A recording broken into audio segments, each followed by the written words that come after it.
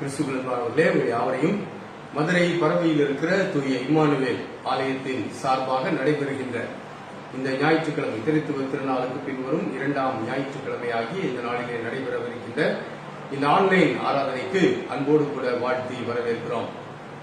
தூய இம்மானுவேல் ஆலய அங்கத்தினர்கள் மட்டுமல்ல, இந்த ஆன்லைன் ஆராதனையில இணைந்திருக்கின்ற தமிழகம் முழுவதும் மற்றும் உலக நாடுகள் சிலவற்றிலும் இருந்து இணைந்திருக்கின்ற அன்பான தெய்வ மக்கள் யாவரையும் ஆண்டவராகிய இயேசு கிறிஸ்து ஆசீர்வதிப்பாராக என்று வாழ்த்துகிறோம்.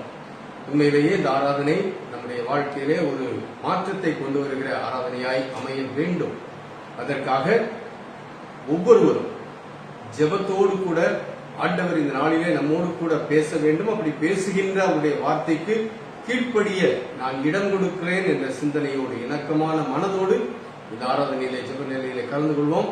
ஆண்டவர் நிச்சயமாய் இந்த ஆராதனையின் வழியாக உங்கள் வாழ்க்கையிலே இந்த நாளிலே உங்களோடு கூட பேச வேண்டிய காரியங்களை பேசி உங்களை சரிப்படுத்துவார். ஜெபம் செய்வோம். கிருபை நிறைந்த நல்ல ஆண்டவரே, நீர் எங்களுக்கு ஈவாக தந்திருக்கிற இந்த சிறப்பான நாளுக்காக நன்றி செலுத்துகிறோம். இந்த ஆண்டின் திருத்துவ திருநாளுக்கு பின்வரும் 2ஆம் ஞாயிற்றுக்கிழமை ஆகிய இந்த நாளிலே ஆண்டவரே, உம்முடைய சமூகத்திலே நாங்கள் கூடி அமர்ந்து உம்முடைய வார்த்தைகளை கேட்கவும் உம்மை ஆராதிக்கவும் எங்களுக்கு ஒரு சிறப்பான நேரத்தை கொடுத்தீரே, உங்களுக்கு ஸ்தோத்திரம் செலுத்துகிறோம். ஆண்டவரே, இந்த ஆராதனையின் ஆரம்பம் முதல் முடிவு மட்டும் எந்த விதமான இடையூறுகளும் இல்லாமல், இணைய வழியிலே எந்த தடங்கல்களும் இல்லாமல் நாங்கள் முழுமையாய் உம்மை ஆராதிக்க இந்த நேரம் எங்களுக்கு ஒரு பயனுள்ள நேரமாய் மாறும்படியாக ஆண்டவர் எங்களுக்கு கிருபை பாராட்டும். கேட்கப் போகிற வசனங்களின் வழியாக ஆண்டவர் எங்களோடு கூட இடைப்பட்டு எங்கள் வாழ்விலே செய்ய வேண்டிய மாற்றங்களை நாங்கள் செய்து கொள்ள ஆண்டவர் எங்களுக்கு கிருபைதான்.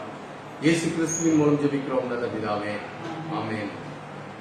நம்முடைய ஆராதனைக்கு ஆரம்பமாக நாம் யாவரும் இருக்கிற இடங்களிலே எழுந்து நின்று கிறிஸ்து சபை பாமாலைகளிலே 326ஆம் பாமாலை பாடுவோம். பாமாலை எண் 326. பாமாலை புஸ்தகம் உள்ளவர்கள் புஸ்தகத்தை எடுத்துக் கொள்ளுங்கள். மற்றவர்கள் மிக விரைவாக பாமாலை ஆப் டவுன்லோட் பண்ணி நீங்க 326வது பாமாலையை சேர்ந்து பாடும்படி உங்களை அன்போடு கேட்டுக்கொள்கிறேன். ரட்சா பெருமானே பாரும், உன்ய பாதம் வண்டினோ சுத்தமாக்கி சீரை தாரும், தேடி வந்து நிற்கிறோ இயேசுநாதா இயேசுநாதா, உந்தன் சொந்தமாயினோ மேய்ப்பன் போல முந்தி சென்றும் பாதுகாத்தும் வருவி, ஜீவ தண்ணீரண்டை என்றும் ஈழை பார செய்குவி, இயேசுநாதா இயேசுநாதா, மேய்ச்சல் காட்டி போஷிப்பி, நீதி பாதை தவறாமல் நேசமாய் நடத்துவி, மோசம் பயமும் இல்லாமல் தங்க செய்து தாங்குவி, இயேசுநாதா இயேசுநாதா, ஒரு போதும் கைவிடி, ஜீவ கால பரியந்தம் மேய்த்தும் காத்தும் வருவி, பின்பு மோட்ச பேரானந்தம் தந்து வாழ செய்குவி, இயேசுநாதா இயேசுநாதா, ஊழி காலம் வாழ்விப்பி.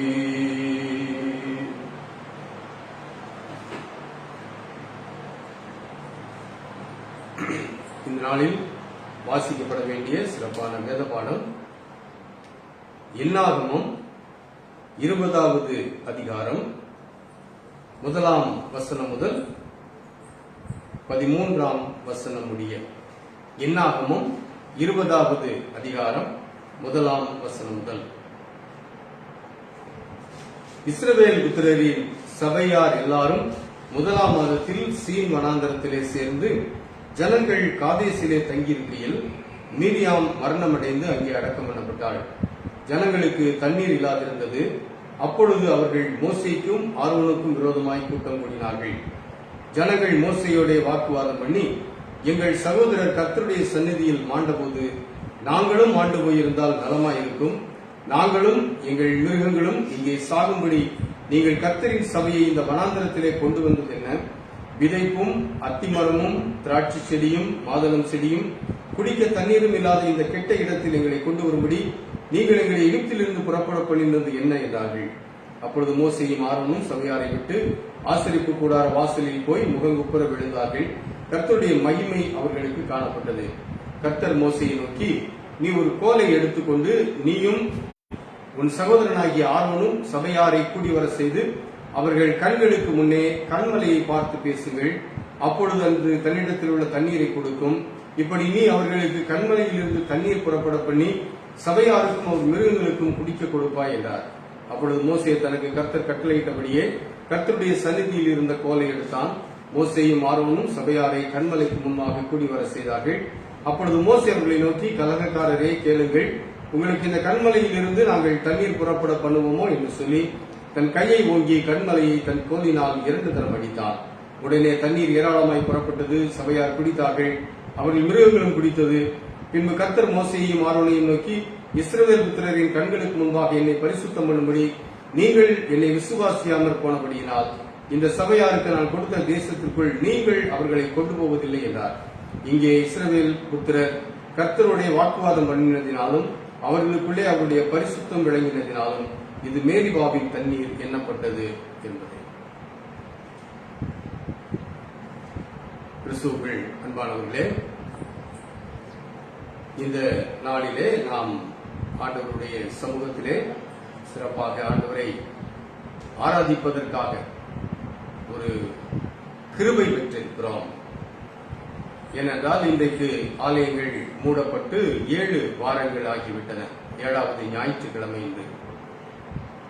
இதுவரைக்கும் ஆண்டவருடைய கிருபை நம்மோடு கூட இருந்து நம்மை தாங்கி நடத்தி வருகிறது. அவரை நாம் ஆராதிப்பதற்கும் இந்த ஆன்லைன் வழியாக ஆண்டவர் எவ்வளவு அற்புதமான ஒரு வாய்ப்பை கொடுத்திருக்கிறார். இப்போ கேட்க முடியாதவர்கள், ஒருவேளை இப்ப இணைய முடியாதவர்கள் கூட பிறகு எப்பொழுது வேண்டுமானால், என்றைக்கு வேண்டுமானாலும் கேட்டுக்கொள்ளும்படியாக ஒரு அருமையான வாய்ப்பை ஆண்டவர் கொடுத்து அந்த வாய்ப்பை நம்மை பயன்படுத்த வைத்திருக்கிறார். இன்னும் எவ்வளவு காலங்கள் இந்த ஊரடங்கு முடிந்த பிறகு ஆலயங்கள் திறக்கப்படுவது இவையெல்லாம் நிகழும் என்று தெரியாது. ஆனால் ஆண்டவருடைய கிருபையினாலே நாம் ஒவ்வொரு வாரமும் அவருடைய வார்த்தைகளை நாம் இருக்கிற சூழலிலேயே கேட்பதற்கு ஆண்டவர் எவ்வளவு அற்புதமாய் நமக்கு கிருபை பாராட்டி வந்து கொண்டிருக்கிறார். இதற்காக நாம் ஒன்றுமில்லாமல் போய்விடக் கூடாது என்பதற்காகவும், அது மட்டுமல்ல நம்முடைய விசுவாச வாழ்க்கையிலே நாம் மேல் நோக்கி வளர வேண்டும் என்பதற்காகவும் இந்த வாய்ப்புகள் எல்லாம் அதற்காகத்தானே. ஞாயிற்றுக்கிழமை நாம் திருச்சபையிலே கூடி ஆண்டவரை ஆராதிக்க முடியவில்லை. ஆனால் இந்த வாய்ப்பு எதற்காக நமக்கு கிடைத்தது? நாம் இருக்கிற இடத்திலே ஆண்டவர் மேலே வைக்கின்ற அந்த விசுவாசத்தை நாம் விட்டுவிடாமல் இருக்கவும், அதிகமாய் படித்து இருக்கிற இந்த கஷ்டமான சூழலிலே தேவன் விரும்புகின்ற வாழ்வதற்கு நம்மை ஆயத்தப்படுத்திக் கொள்ளவும் ஆண்டவர் இப்படி அற்புதமான தருணங்களை கொடுக்கிறார். ஆனால் அநேகர் இன்னும் வாய்ப்பு இருந்தும் நிர்விசாரமாக இந்த வாய்ப்பை பயன்படுத்தாத நிலையும் இருக்கிறது. நம்முடைய திருச்சபையாரை சொல்கிறேன், ஒரு 5-6 குடும்பங்கள் வரைதான் இதை ஒழுங்காய் பார்த்துக் கொண்டிருக்கிறீர்கள். இது நேரப்போக்கிற்காக நடத்தப்படுகின்ற ஆராதனை அல்ல. இது தேவனோடு நெருங்கி வாழ வேண்டும் என்பதற்காக நடத்தப்படுகின்ற ஆராதனை. ஆகையினாலே உங்களுடைய பிரியம் ஆண்டவர் திரும்ப சொல்றார், கேட்கிறதற்கு காது உள்ளவன் கேட்கிறவன். அவ்வளவுதான். உங்களுக்கு முன்பாக வாய்ப்பு வைக்கப்படுகிறது. எங்களுக்கு ஞாயிற்றுக்கிழமை வேற வேலை தான் எங்களுக்கு முக்கியம், இந்த ஆராதனை முக்கியம் இல்லை என்றால் போங்க. அதனுடைய ஆசீர்வாத குறைவை இழக்கப் போவது, அனுபவிக்க போவது நீங்க தான். ஆகையினாலே இது நம்முடைய திருச்சபை மக்கள் ஒரு 6 குடும்பங்கள் தொடர்ச்சியாய் இதுல கலந்து கொண்டு வருகிறீர்கள். ஒரு சிலருக்கு வாய்ப்பு இல்லை, வாய்ப்பு இருக்கிறவர்களும் வாய்ப்பை வேண்டுமென்றே அனுபவித்து வேறு வேலைகளை பார்த்துக் கொண்டிருக்கிறீர்கள். இந்த நிர்விசாரங்கள் மாறுமானால் நலம் உங்களுக்கு, இல்லையானால் அதற்குரிய பலனை நீங்கள் அனுபவித்துக் கொள்ள வேண்டும். அன்பான தெய்வ மக்களே, இந்த ஆராதனையிலே கலந்து கொண்டிருக்கின்ற இம்மானுவேல் ஆலய மக்கள் மற்றும் வெளி திருச்சபைகளை சேர்ந்த அன்பான தெய்வ மக்களே, இந்த நாளிலே நம்முடைய ஒரு குணத்தை, அந்த குணத்தை நாம் சரியாய் கையாளாததினால் வருகின்ற விளைவுகளை இந்த செய்தியிலே பார்க்க போகிறோம். இது ஒருவேளை இம்மானுவேல் ஆலய மக்களுக்கு இது ஒரு தொடர் செய்தியாக இருக்கலாம். ஆனால் இது ஒரு குறிப்பிட்ட ஒரு பகுதியை மட்டும் உள்ளடக்கினது. ஆகையினாலே தொடர் செய்தியாக இருந்தாலும் இந்த நாளின் பாடம் இன்றைக்கு கேட்கிற யாவருக்கும் அது நிச்சயமாய் பிரயோஜனமாக இருக்கும். கோபம் என்கின்ற தலைப்பிலே நாங்கள் தொடர்ந்து பல வாரங்களாக 3 வாரங்கள் இதற்கு முன்னால நாங்க படித்திருக்கிறோம். இம்மானுவேல் ஆலயத்தில் கோபம் ஏன் இருக்கக்கூடாது? ஆண்டவர் வேதத்திலே சொல்லுகிறார், கோபத்தை விட்டுவிட வேண்டும், கோபம் கொண்டாலும் பாவம் செய்யாதிருங்கள் என்று சொல்கிறார். கொலோசியர் 3வது அதிகாரம் 8வது வசனம், கலாத்தியர் 5வது அதிகாரத்தின் 26வது வசனத்தில் அவர் சொல்றாரு, நீங்க மற்றவர்களை கோபம் ஊட்டாதீர்கள். நீங்க கோபப்படாதீங்க, மற்றவர்களையும் கோபப்பட வைக்காதீங்க. ஏனென்றால் மனிதனுடைய கோபம் தேவனுடைய நீதியை நடப்பிக்காது என்று யாக்கோபு தன்னுடைய நிருபத்திலே எழுதின 1வது அதிகாரம் 20வது வசனத்தை மையமாய் வைத்து தொடர்ச்சியாய் சில காரியங்களை படித்து வருகிறோம். இதுல முதல் 3 செய்திகள் ஆடியோ ஃபார்மேட்ல இருக்குது. அது மிக விரைவாக Facebookல அது ஏற்றப்படும். இன்றைக்கு கோபம் என்ன நிலைகளை, அதாவது நாம் படுகின்ற மனித கோபம் நம்முடைய வாழ்விலே எந்த எதிர்வினைகளை கொண்டு வருகிறது என்று ஒரு முக்கியமான காரியத்தை உங்களோடு கூட பகிர்ந்து கொள்ள போகிறேன். கோபம் இந்த நாளிலே 2 அதற்கு கிளை, அதாவது மனித கோபம் 2 கிளை தலைப்புகள் கொடுக்க விரும்புகிறேன். ஒன்று தேவனை கோபமடைய வைக்கிறது, இன்னொன்னு தேவனுடைய ஆசீர்வாதத்தை, தேவன் எனக்கென்று வைத்திருக்கின்ற ஆசீர்வாதத்தை நான் இழந்து போக செய்கிறது. இப்ப எவ்வளவு அது ஒரு பயங்கரமான ஒரு நிலை என்பதை புரிந்து கொள்ளுங்கள். என் கோபம், நான் படுற கோபம் நியாயம்னு நான் சொல்லுவேங்க. என்னுடைய கோபத்திற்கு நான் 1000 நியாயங்களை கற்பிப்பேன்.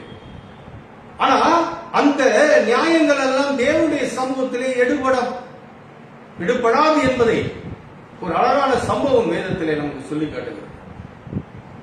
நாம் படுற கோபம் ஆண்டவரை என் மேலே கோபப்பட வைக்கிறது. வேதத்தில் நிறைய உதாரணங்கள் நாம் சொல்லலாம் இல்லையா? ஆதாம் ஏவாளை ஆண்டவருடைய கோபம் தோட்டத்தில் இருந்து துரத்தினது.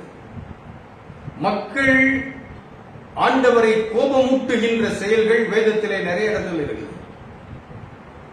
இப்போ ஒரு எச்சரிக்கை என்னன்னா, நான் செய்யற செயல் ஆண்டவரை கோபம் அடைய வைக்குமா? கட்டாயம் வைக்கும்.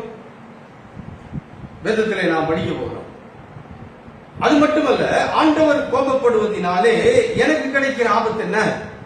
தேவனுடைய ஆசீர்வாதத்தை, தேவன் எனக்கு வைத்திருக்கின்ற உன்னதமான ஆசீர்வாதத்தை நான் இழந்து போக வைக்கிறது. எவ்வளவு பரிதாபமான ஒரு நிலை.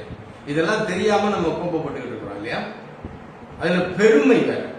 இதுல கோபப்படுறதுல பெருமை.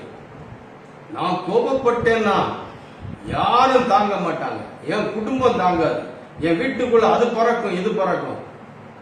இந்த வீண் ஜம்பங்கள் எல்லாம் ஒழிக்கப்பட வேண்டும். ஏனென்றால் மனிதனுடைய கோபம் தேவனுடைய கோபத்தை நம்மேலே வர வைக்கக்கூடிய அபாயம் இருக்கிறது. அது மட்டுமல்ல, தேவன் எனக்கென்று வைத்திருக்கின்ற ஒரு பெரிய ஆசீர்வாதத்தை இழந்து போக வைக்கிறது. மோசே என்ற ஒரு மாமனிதரை நமக்கு நன்றாய் தெரியும் இல்லையா? மோசையை பற்றி பேசும்போது என்ன அழகாய் அவருடைய தெரிந்து கொள்ளுதலை நாம் கொண்டாடுகிறோம். ஆண்டவர் அவரை அழிவிலே பிறந்த போது வந்து அழிவிலிருந்து காப்பாற்றினார், அரச வாழ்வுக்கு அனுப்பினார். அங்கே எல்லா வித்தைகளையும் அவர் கற்றார். அங்கிருந்து அவர் ஓடினார். ஓடிப்போனவரை ஆண்டவர் திரும்ப பிடித்தார், கொண்டு வந்தார், மக்களை விடுதலையாக்கி கூட்டிட்டு போனார். இஸ்ரவேலின் ஒரு மாபெரும் தலைவன் மோசே. என்ன கனவு அவருக்கு இருந்தது? ஆண்டவர் என்ன கனவோடு கூட அவரை அழைத்து வந்தார்? நீ இந்த மக்களை வாக்குத்தத்த பூமிக்கு கூட்டிட்டு போற, பாலும் தேனும் ஓடுகின்ற கானான் தெய்வ மக்களுக்கு வாக்கு பண்ணப்பட்ட பூமி, அந்த பூமிக்கு நீர் இவர்களை கூட்டிட்டு போறேன்னு ஆண்டவர் எரிகிற முச்சடியிலிருந்து பேசி அழைத்து கொண்டு வந்து தயங்கி தயங்கி தடுமாறி நின்ற மோசையை ஆண்டவர் தைரியப்படுத்தி பலப்படுத்தி நிலைநிறுத்தி இந்த ஊழியத்துல அந்த மக்களை வெளியில கொண்டு வருகிற அந்த பெரும் பணியை பார்வோனுக்கு முன்னால போய் நிக்க வச்சு எவ்வளவு தூரம் கொண்டு வந்தார் இல்லையா? அப்ப இந்த வனாந்தர பயணத்துல ஜனங்கள் முறுமுறுக்கிறாங்க. மோசே ஆண்டவர்கிட்ட போய் கேட்கிறாரு, ஆண்டவர் அற்புதம் செய்கிறார். இப்படியே வரும்போது 40 வருஷம் அவங்களை வழி நடத்திட்டு இருக்கிறாரு. மனுஷன் கொஞ்சம் தளர்ந்திருப்பார் இல்லையா? ஆனால் அவருடைய உள்ளத்துக்குள்ள அவரை புதுப்பித்துக் கொண்டு இருந்த நம்பிக்கை என்ன? ஆண்டவர் எனக்கென்று வைத்திருக்கின்ற வாக்குத்தத்த பூமியாகிய பாலும் தேனும் ஓடுகின்ற கானான் தேசத்தை நான் காணப்போகிறேன். கானான் தேசத்துக்குள்ள நான் பிரவேசிக்க போகிறேன். கொஞ்ச நாள் இந்த பாடு தாங்கி தாங்கி வந்தாரு. அன்பான தெய்வ மக்களே, மனிதனுடைய கோபம் தேவனை கோபப்பட வைத்து மனிதனுக்கு தேவன் வாக்குத்தத்தம் பண்ணின அந்த பெரிய ஆசீர்வாதத்தை இழந்து போக தடையாயிருக்கிறது என்பதை இந்த மோசேயின் வாழ்க்கையிலே நாம் படிக்க முடிகிறது. அது ஒரு நல்ல பாடம் நமக்கு. இவ்வளவு தூரம் அற்புதமா நடத்திட்டு வந்தாரு. ஆண்டவரே அவரை ஆடு மேய்ச்சிக்கிட்டு இருந்தவரை ஒரு எரிகிற முச்சடியின் வழியாக பார்த்து காட்டி அவரை இழுத்து அவரை கொண்டு வந்து மாட்டேன் அவர் கையில இந்த பெரும் பொறுப்பை கொடுத்து எவ்வளவு கஷ்டப்பட்டு இந்த ஜனங்களை அவர் கூட்டிட்டு வந்தார் இல்லையா? அப்படின்னா அவருக்கு அந்த வாக்குத்தத்த பூமி கிடைச்சிருக்கிறது கிடைக்கல. அன்பானவர்களே, இது ஒரு பெரிய பாடம். இன்றைக்கு அவருடைய பிள்ளைகளாக உலகத்துக்குள்ள எப்படியோ வாழ்ந்தோம், உலகத்துக்குள்ள நம்ம இஷ்டப்படி வாழ்ந்தோம். ஆனா ஆண்டவர் நம்மை தெரிந்தெடுத்தார், நீதிமான்களை மாற்றினார். மாற்றி இன்றைக்கு அவருடையவர்களாய் நம்மை அமர்த்தி இருக்கிறார். அவருடைய ஆலயத்திலே அங்கத்தினர்களாய் வைத்து அவருடைய வார்த்தைகளை கேட்க வைத்து நம்மை அவர் கொஞ்சம் கொஞ்சமாய் மாற்றி மாற்றி மாற்றி எங்க கூட்டிட்டு போறாரு? அவர் நமக்கு வாக்குத்தத்தம் பண்ணி வைத்திருக்கின்ற பரலோகம் என்கின்ற அந்த கானானுக்கு நேராய் நம்மை நடத்தி கொண்டிருக்கிறார். நம்முடைய கனவெல்லாம் என்ன? இன்னைக்கு நம்மளை பயமுறுத்திக்கிட்டு இருக்கின்ற இந்த பாதிப்பு, கொள்ளை நோய் எது வந்தாலும் சரி, என்ன நடந்தாலும் சரி, எனக்கென்று ஒரு அருமையான வாழ்க்கையை தேவன் வைத்திருக்கிறார். நித்திய நித்திய காலமாய் நான் அவரோடு கூட பரலோகத்தில் வாழ போறேன். ஆகையினால அந்த வாழ்க்கைக்கு நான் ஆயத்தமாவேன் என்று சொல்லி அந்த பரலோக வாழ்வுக்கு அந்த கனவோடு போய் கொண்டிருக்கிறோமே. அன்பானவர்களே, கோபத்தை விட்டுருங்க. கோபம் சில நேரங்களிலே அந்த கனவை, உங்க பரலோக வாழ்வின் கனவை தகர்த்து விடக்கூடும். ஆண்டவருடைய கோபத்தை உங்க பக்கம் திருப்பிச்சுனா தேவனுடைய கோபம் உங்களுக்கு ஆசீர்வாதம் இன்னைக்கு கிடைக்கிற 10 ரூபா 100 ரூபா 1000 ரூபாய் இல்லைங்க. நித்திய நித்திய காலமாய் உங்களுக்கு வாக்கு பண்ணப்பட்டிருக்கின்ற பரலோகமாகி அன்னைக்கு அவங்களுக்கு கானான் வாக்கு பண்ணப்பட்டது. இன்றைக்கு நமக்கு பாலும் தேனும் ஓடுகின்ற பரமகானான் பரலோக ராஜ்யம். அந்த பரலோக ராஜ்யத்தை நோக்கி போயிட்டு இருக்கிறோமே, வழியிலேயே தடுத்து நிறுத்தப்பட்டு நீ அதுக்குள்ள போக மாட்டேன்னு ஆண்டவர் சொல்லக்கூடிய அபாயம் எதுல இருக்கு தெரியுமா? மனித கோபத்திலே இருக்கிறது. மோசேக்கு நடந்த அந்த சம்பவமும் இன்றைக்கு நமக்கு நடந்துவிடக் கூடாது என்று நாம் படிக்க போகின்ற இந்த நிலைகளும், அதாவது நம்ம வாழ்க்கைக்கு அதை அப்ளை பண்ணி பார்த்தோம்னா மோசேக்கு நேர்ந்த நிலை நமக்கு நேர்ந்து விடக் கூடாது. அப்படி என்னங்க மோசே செஞ்சிட்டாரு? ஆண்டவர் கூப்பிட்டாரு, வந்தாரு, எல்லாத்தையும் விட்டுட்டு வந்தாரு. பயம் நிறைந்த சூழ்நிலையில் ஆண்டவருடைய வார்த்தையை கேட்டுட்டு பின்னால போனாரு. எல்லாம் நல்லதுதான், எல்லாம் நல்லா தான் செஞ்சாரு. ஆனால் ஒரே ஒரு இடத்துல இவருக்கு வந்த கோபம் தேவனுடைய வார்த்தையை மீறி நடக்க வைத்து விட்டது. என்னாகமம் 20வது அதிகாரம் வேத பாடமாக வாசித்தோம் இல்லையா? அதை எடுத்துக்கோங்களேன்.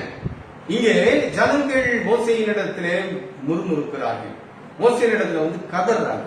என்ன கேட்கிறாங்க? எங்களுக்கு தண்ணி வேணும். அவங்க பேசுற வார்த்தையெல்லாம் நிச்சயமாய் ஒரு மனிதனை உடைச்சிடும். அது எவ்வளவு நாட்களாய் அவங்களை நடத்திட்டு வர்ற மோசேக்கு நிச்சயமாய் இந்த வார்த்தைகள் எல்லாம் உடைக்கும். அது மனித மனநிலை.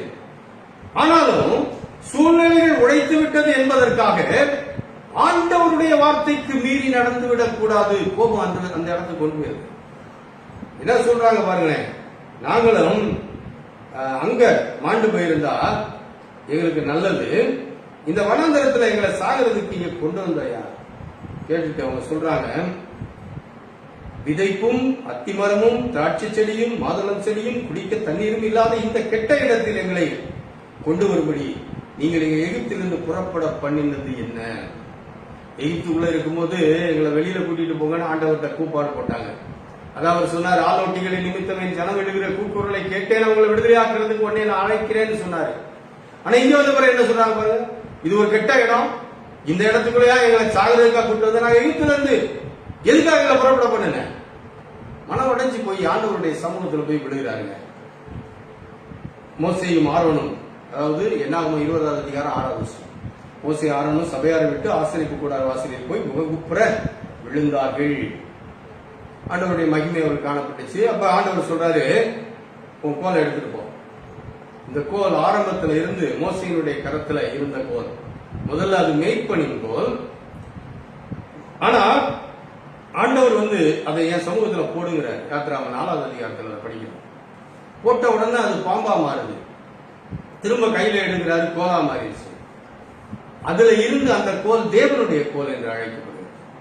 அது வரைக்கும் மெய்ப்பனின் கோலாய் மோசையின் கரத்தில் இருந்து தேவனால் தொட்டு கொடுக்கப்பட்ட அந்த கோலை நீ எடுத்துட்டு போ. ஏன்னா அந்த கோலை வைத்துத்தான் அவர் அநேக அற்புதங்களுக்கு அதை பயன்படுத்தினார். செங்கடலை பிளந்து போக பண்ணினதிலிருந்து, போன தடவை கண்மலையில ரெவிதீம்ல அவங்க தண்ணீர் கிடைத்ததிலிருந்து எல்லாமே அந்த கோலை வைத்து நடைபெற்ற காரியம். இப்ப ஆண்டவர் சொல்றாரு, நீ அந்த கோலை எடுத்துட்டு போய் உனக்கு முன்னால இருக்கிற அந்த மலை முன்னால எல்லாரையும் கூட்டி சேர்த்துட்டு 8வது வசனம் வாசிக்கிறேன். நீ கோலை எடுத்துக்கொண்டு நீ உன் சகோதரனை ஆரோனும் சபையாரை கூடி வர செய்து அவர்கள் கண்களுக்கு முன்னே கண்மலையை பார்த்து பேசுங்கள். அப்பொழுது அது தன்னிடத்தில் உள்ள தண்ணீரை கொடுக்கும். இப்படி நீ அவர்களுக்கு கண்மலையில் இருந்து தண்ணீர் புறப்பட பண்ணி சபையாருக்கும் அவர்கள் மிருகங்களுக்கும் குடிக்க கொடுப்பாய். அப்பொழுது மோசே தனக்கு கர்த்தர் கட்டளையிடபடியே கர்த்தருடைய சந்நிதியில் இருந்த கோலை எடுத்தான். மோசே ஆரோனும் கூடி வர செய்தாங்க. கூடி வர செய்யும் போது மோசே மனிதன் தானே, இத்தனை ஜனம் அந்த ஒரு மனுஷனுக்கு நேரா முறுமுறுத்தா என்னதான் செய்வார்? பாவம், இயல்புங்க. இதெல்லாம் நமக்கு நடைமுறை வாழ்க்கையில நாம் சந்திக்க வேண்டிய சில சூழல்கள், சந்திக்கின்ற சூழல்கள். ஏதோ ஒரு கொந்தளிப்பு, ஏதோ ஒரு மனதின் பாரம், ஏதோ ஒரு நெருக்கம் கோபமடைய வச்சிரும். ஆனா அப்பத்தான் நிதானம் தவறக்கூடாது. கோபத்துல நிதானம் விடுவீர்களானால் நீங்கள் தேவ கோபத்திற்கு ஆளாகிவிடக் கூடும். அப்ப அப்படிப்பட்ட கோபங்கள் உங்களுக்குள்ள வரும்போது நிதானம் தேவை. அதுக்குதான் நம்ம முதல்ல படிச்சோம், முதல் பாடத்துல படிச்சோம், யாத்திராகமம் 1வது அதிகாரம் 19வது வசனத்துல கோபப்பட தாமதமாயிருங்கள், கோபப்படுவதற்கு தாமதியுங்கள் என்று வேதம் நமக்கு அறிவுரை சொல்லுகிறது. உடனே கோபப்படாதீங்க, கோபப்படுறத தள்ளி போடுங்க, கோபப்படுறதுக்கு பொறுமையாயிருங்க, அதை தாமதப்படுத்துங்க. அப்படி தாமதப்படுத்தும் போது அந்த கோபத்தின் வேகம் குறையும். வேகம் குறையும் போது ஒரு நிதானம் வரும். ஆகையினாலதான் திருமறை நமக்கு நம்முடைய குணத்தை கட்டுப்படுத்துவதற்கு, இந்த கோபமும் ஆண்டவர் கொடுத்த ஒரு குணம் தானே, ஆண்டவர் கொடுத்த இந்த கோபத்தை நான் கட்டுப்படுத்துவதற்கும் எனக்கு வழி சொல்லி கொடுத்திருக்கிறது. இதை கட்டுப்படுத்தாமல் விட்டுட்டோம் அப்படின்னா, வேத வசனங்களின் அடிப்படையிலே கோபத்தை கட்டுப்படுத்தாமல் விடுவோமானால், அன்பானவர்களே, தேவ கோபத்திற்கு ஆளாகி தேவன் நமக்கு வாக்கு பண்ணி இருக்கின்ற ஆசீர்வாதங்களை சுதந்திரித்துக் கொள்ள முடியாமல் போய்விடக்கூடிய அபாயம் இருக்கிறது. ஜாக்கிரதை. சரி, இப்ப மோசேக்கு என்ன ஆயிடுச்சு? 10வது வசனம் என்னாகும் 20:10. மோசேயும் ஆரோனும் சபையாரை கண்மலைக்கு முன்பாக கூடி வர செய்தார்கள்.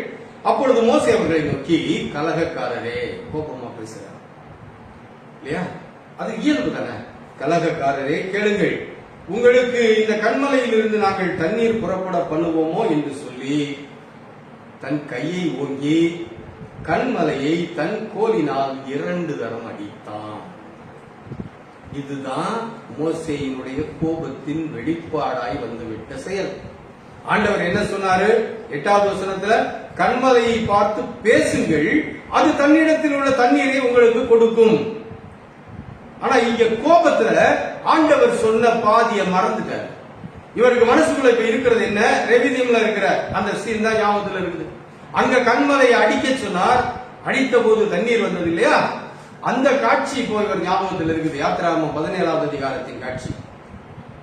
அந்த காட்சி ஞாபகத்தில் இருந்ததுனால இவர் என்ன பண்ணிட்டாரு? இப்ப கோபத்துல ஆண்டவர் சொன்னதை மறந்து போனார். அதை உள்ளுக்குள்ள ஏத்துக்கிட முடியல. அந்த கோபத்துல நிதானம் தவறி ஆண்டவர் பேச சொன்னார். மோசே கண்மலையை 2 தரம் அடித்து விட்டார். ஆண்டவருக்கு கோபம் ஆயிடுச்சு. 12வது வசனத்துல அவர் சொல்றாரு, நீங்கள் 12வது வசனம் ஃபுல்லா வாசிக்கிறேன். பின்பு கர்த்தர் மோசேயும் ஆரோனையும் நோக்கி, இஸ்ரவேல் புத்திரரின் கண்களுக்கு முன்பாக என்னை பரிசுத்தம் பண்ணும்படி நீங்கள் என்னை விசுவாசியாமற் போனபடியினா இந்த சபையாருக்கு நான் கொடுத்த தேசத்துக்குள் நீங்கள் அவர்களை கொண்டு போவதில்லை.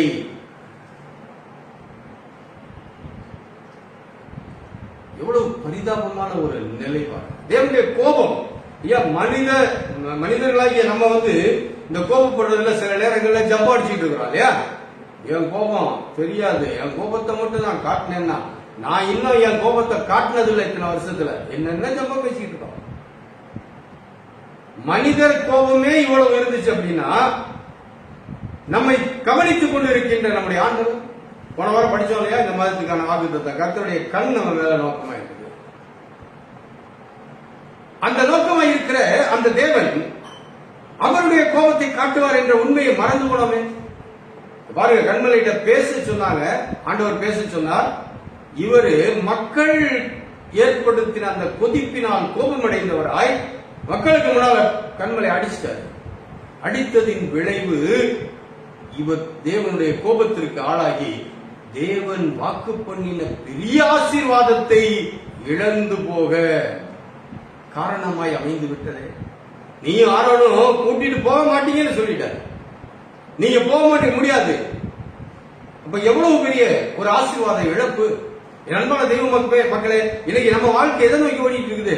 ஆண்டவரே, எனக்கு எப்படியாவது பரலோகத்துக்கு போயிடணும், இந்த உலக பாடுகளை எல்லாம் நான் முடிச்சுட்டு, நான் ரொம்ப அழுத்து போயிட்டேன், ரொம்ப நான் டயர்ட் ஆயிட்டேன். ஆண்டவரே, இந்த உலக வாழ்க்கை முடியும் போது எனக்கு பரலோக ராஜ்யம் வேணும். அங்க என்னென்னமோ இருக்கும் நான் கனவு இருக்கிறேன். வேதத்தின் அடிப்படையில் கண்ணீர் இல்ல, துக்கம் இல்ல, மரணம் இல்ல, அலர்ந்து இல்ல, புலம்பல் இல்ல, ஆண்டவரே மேய்ப்பார், ஜீவ தண்ணீர் உள்ள ஊற்றுகள் இன்றைக்கு ஆண்டவரை கூட்டு போவார். எவ்வளவு அந்த வசனங்களை எல்லாம் வச்சு நான் கனவு கண்டிருக்கிறேன். ஆண்டவரே, அந்த கனவுல எனக்கு நனவாகணும்னு சொல்லி ஆசையோடு உட்கார்ந்து இருக்கிறாள். ஆண்டவர் ஒரே வழியில, நீ உள்ள போக மாட்டேன். எல்லாருக்கும் தான், ஊழியக்காரர்களுக்கும் சேர்த்துதான். நீ உன்னுடைய கோபத்தை நீ நடப்பிப்பாயானால் இந்த ஜனங்களை நீ கூட்டிட்டு போக மாட்டேன். இது ஊழியக்காரர்களுக்கு. நீ போக மாட்ட, இது தனிநபர்களுக்கு. ஆக எல்லாருக்கும் ஒரே நீதி தான் ஆண்டவருடைய பார்வை. இதை சொல்லிக் கொடுக்கிற எனக்கும் அதே நீதி தான், கேட்கிற உங்களுக்கும் அதே நீதி தான். இது எங்களுக்கு மோசை சொன்னது போல, நீ போற, நீ கூட்டிட்டு வந்த ஜனங்கள் போயிருவாங்க, நீ போக மாட்ட. எவ்வளவு பரிதாபம் இல்லையா? அன்பானவர்களே, வேதம் சொல்லுகின்ற கோபப்படுவதற்கு தாமதியுங்கள் என்ற அந்த வார்த்தை, கோபப்படாதீங்க, உங்க கோபத்தை விட்டுருங்க, மற்றவர்களையும் நீங்க கோபம் ஊட்டாதீங்க. ஏனென்றால்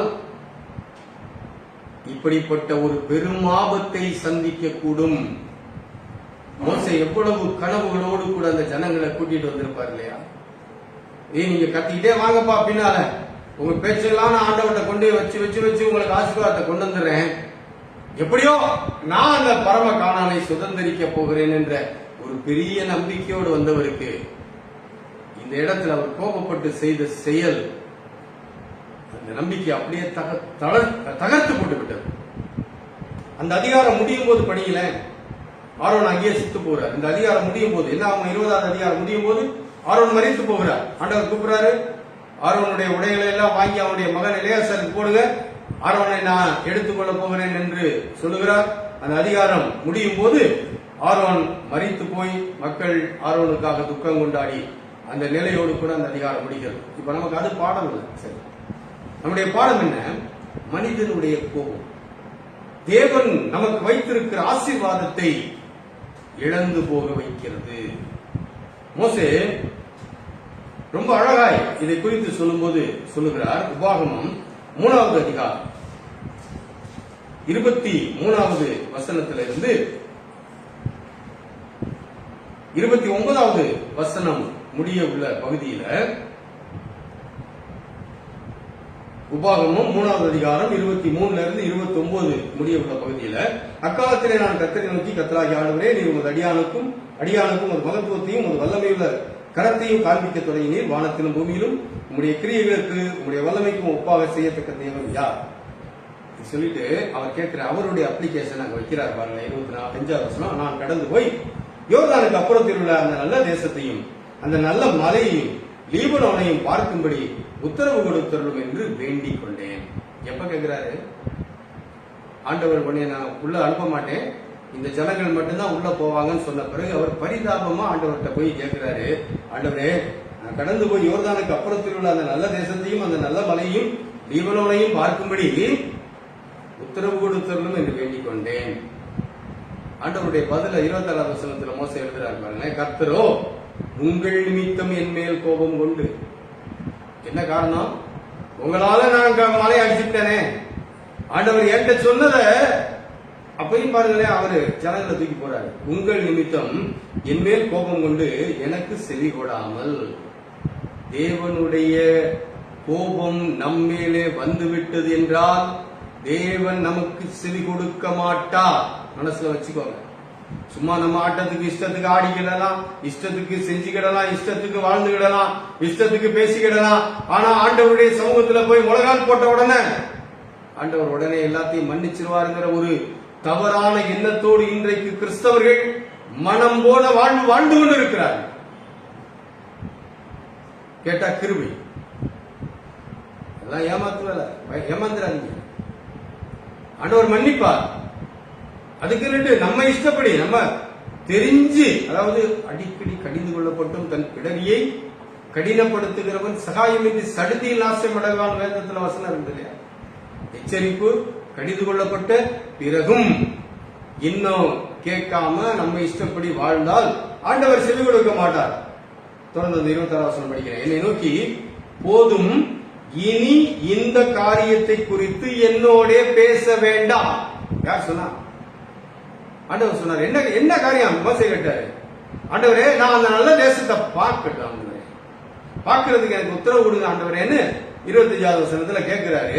26வது வசனத்துல ஆண்டவர் என்ன சொல்லிட்டாரு? இத பத்தி நீ இனிமே என்கிட்ட பேசாத, இத பத்தி நீ என்கிட்ட இனிமேல் நீ பெட்டிஷன் வச்சிடாத. இவ்வளவு கொடூரம் இல்லையா? வேணுமா இந்த நிலை? மோசேக்கே இந்த நிலை என்றால் உங்களுக்கு எனக்கு எந்த நிலைங்க? இதெல்லாம் நம்ம படிக்க மாட்டாங்க. எல்லாம் நமக்கு தெரிஞ்சதெல்லாம் என்ன தெரியுமா? நமக்கு சொல்லிக் கொடுக்கப்பட்டதெல்லாம் என்ன தெரியுமா? எளிதான கிறிஸ்தவம். போவோம் போயிட்டே இருப்போம், மன்னிப்பு கேட்டுக்கிடுவான். அவரே மன்னிக்க சொன்னவர் மன்னிக்க மாட்டாரா? எனக்காக சிலுவையில ரத்த சிந்தனர் மன்னிக்க மாட்டாரா? மன்னிப்பாருங்க. ஒரு எல்லை உண்டு. தெரிந்தும் திரும்ப திரும்ப செய்வோமானால் திரும்ப என்கிட்ட வராதன்றார். என்ன எப்படி சொல்லிட்டாரு பாருங்க, இனி இதை பத்தி என்கிட்ட பேசாத சொல்லிட்டு 27வது வசனத்துல, நீ பிஸ்காவின் கொடுமுடியில் ஏறி உன் கண்களை மேற்கிலும் வடக்கிலும் தெற்கிலும் கிழக்கிலும் ஏறெடுத்து உன் கண்களினாலே அதை பார், இந்த யோர்தானை நீ கடந்து போவதில்லை. எவ்வளவு பயங்கரமான அடி இல்லையா மோசேக்கு? அன்பான தெய்வ மக்களே, கிறிஸ்துவ வாழ்க்கையிலே ரொம்ப ஜாக்கிரதையாய் முன்னோக்கி போக வேண்டும். தேவனுடைய கோபத்திற்கு ஆளாகிவிடக் கூடாது. நம்முடைய கோபம் தேவனுடைய கோபத்தை நம்மேல் வருவித்து விடக்கூடாது. அவர் ஒரு முடிவு சொல்லிட்டார்னா முடிவுதான். நீ உள்ள போக மாட்ட, ஜனங்கள் தான் போவாங்க.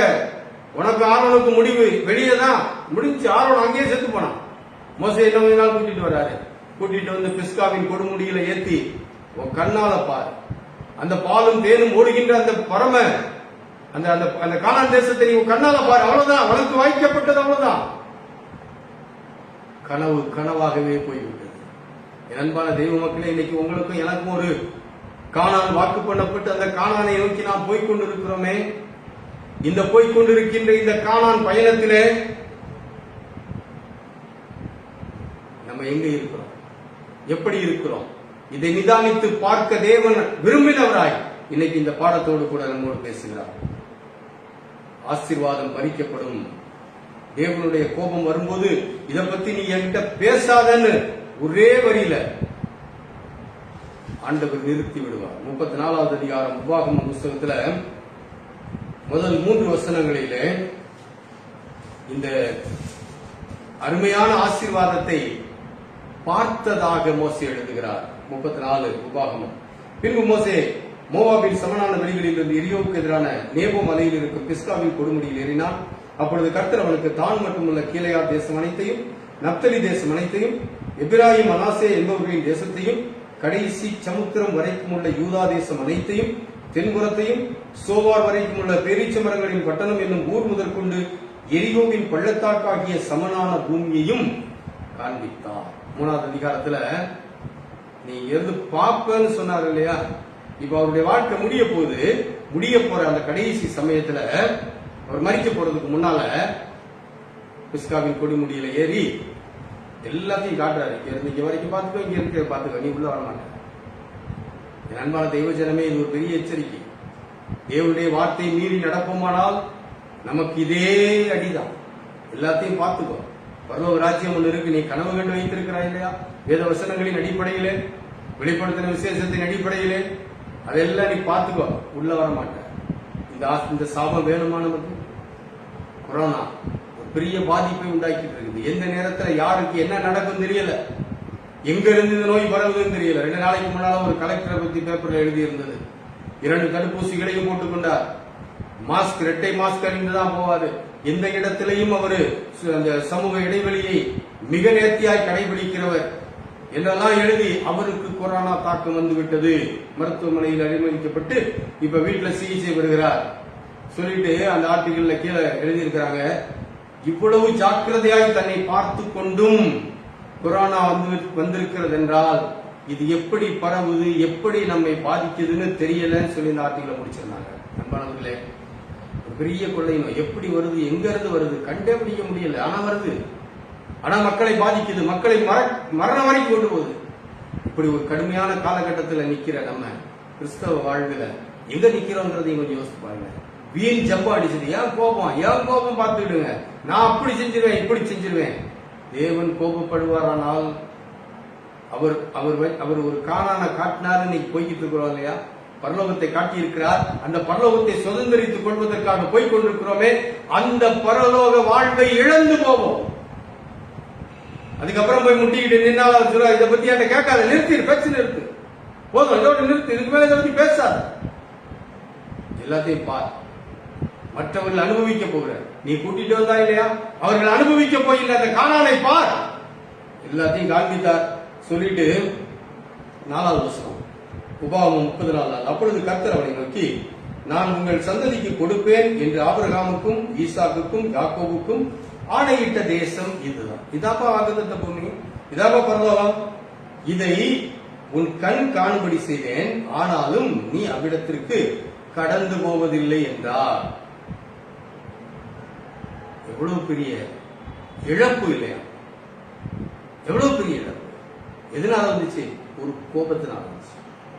அன்பான தெய்வ மக்களே, இன்னைக்கு ஒரு முடிவுக்கு வாங்க.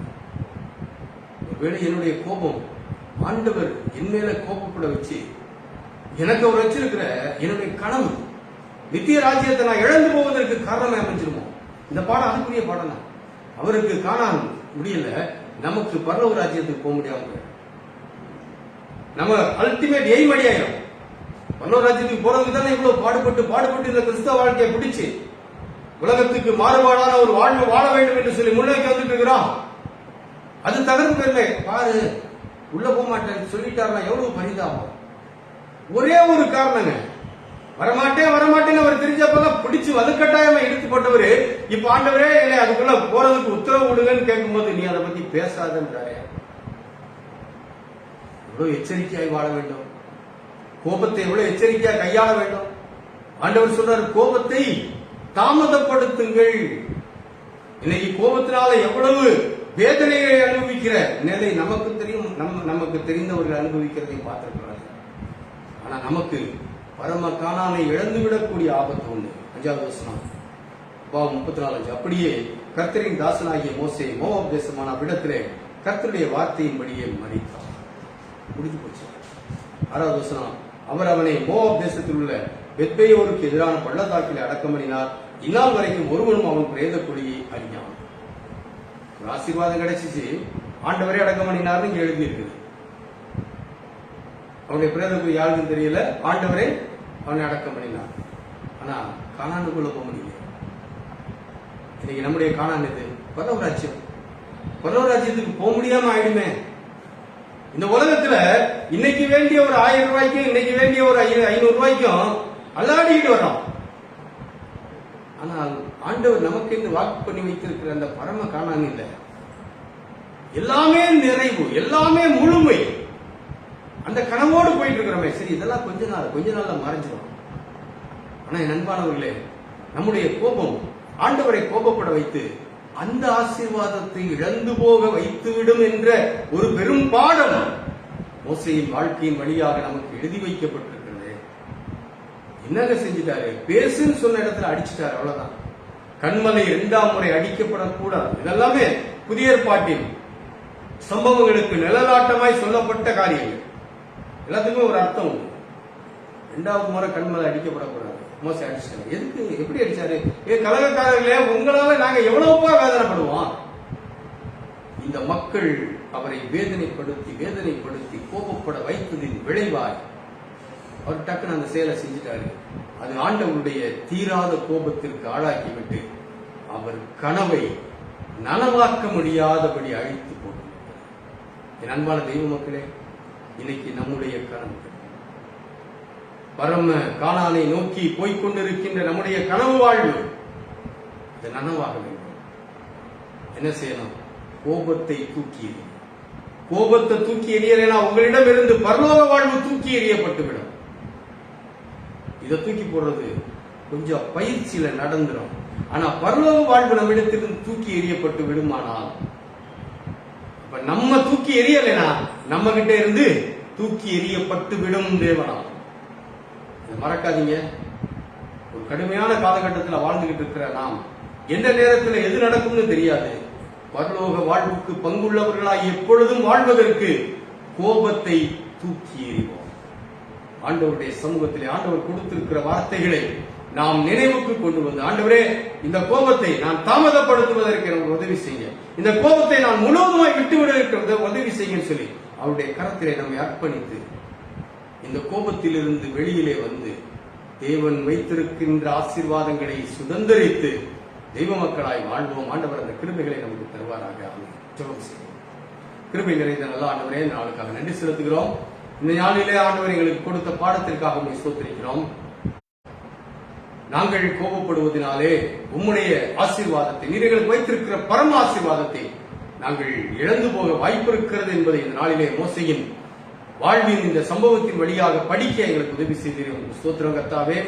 ஆண்டவரே, இந்த எச்சரிப்பை நாங்கள் மறந்து போகாமல், உம்மை கோபப்படுத்தாமல், நாங்கள் கோபப்படாமல் எங்களுடைய ஆசீர்வாதத்தை நாங்கள் தக்க வைத்துக் கொள்ள ஆண்டவர் எங்களுக்கு கிருபை தாரும். ஆண்டவரே, இந்த எச்சரிப்பு ஒரு மிகப்பெரிய எச்சரிப்பு சுவாமி. இது ஏனோ தானோ என்று நாங்கள் விட்டுவிடாமல் நாங்கள் இதை தொடர்ந்து பின்பற்றி வருவதற்கு எங்களுக்கு பலன்தாரும் கிருபைதாரும் உதவி செய்யும்.